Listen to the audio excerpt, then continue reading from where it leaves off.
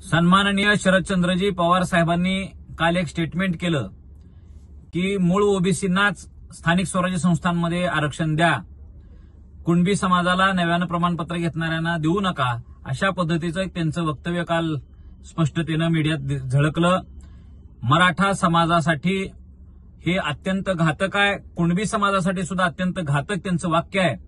आणि शरदचंद्र पवार साहेबांनी 23 मार्च 1994चा GR काढून मराठ्यांच्या पाठीत खंजीर खुपसून मराठा जातीच्या हिश्श्याचं 16% आरक्षण ओबीसीमध्ये अनधिकृत पद्धतीनं, असंवैधानिक पद्धतीनं, बेकायदेशीररित्या ओबीसीमध्ये वर्ग केले.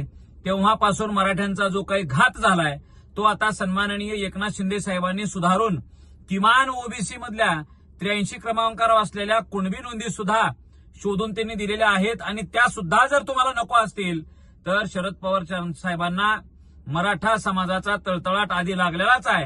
यापुढे सुद्धा त्यांच्या पिढ्या सुखानं खाणार नाहीत, हे त्यांनी एवढं लक्षात घ्यावं.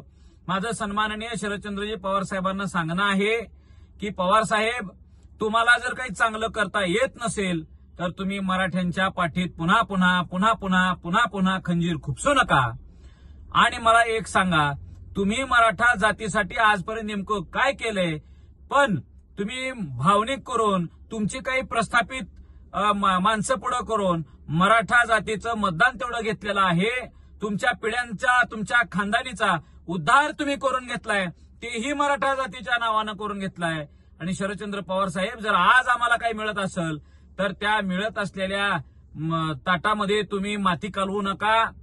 माझं पवार साहेबांना सांगणं आहे की तुम्ही म्हातारपणी मराठ्यांच्या शिव्या खाऊ नका. उद्धव ठाकरेंनी सुद्धा धाराशिवमध्ये गेल्यावर काल बोललेत की मूळ ओबीसीना द्या. अरे तुमच्या काय बापाच्या घरचं द्यायला का तुम्ही? ओबीसी हा 1967ला यादी जी मूळ तयार केलेली आहे त्या मूळ यादीमध्ये कुणबी शब्द 1967 पासून आहे, 83 क्रमांकावर आहे.